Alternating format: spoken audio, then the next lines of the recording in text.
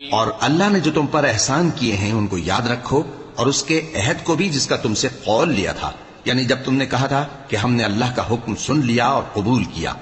اور اللہ سے ڈرو، کچھ شک نہیں کہ اللہ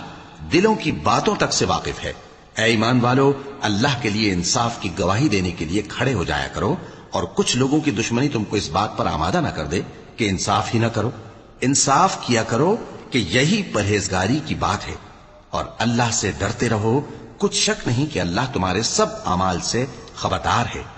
جو لوگ ایمان لائے اور نیک کام کرتے رہے، ان سے اللہ نے وعدہ فرمایا ہے کہ ان کے لیے بخشش اور اجر عظیم ہے، اور جنہوں نے کفر کیا اور ہماری آیتوں کو جھٹلایا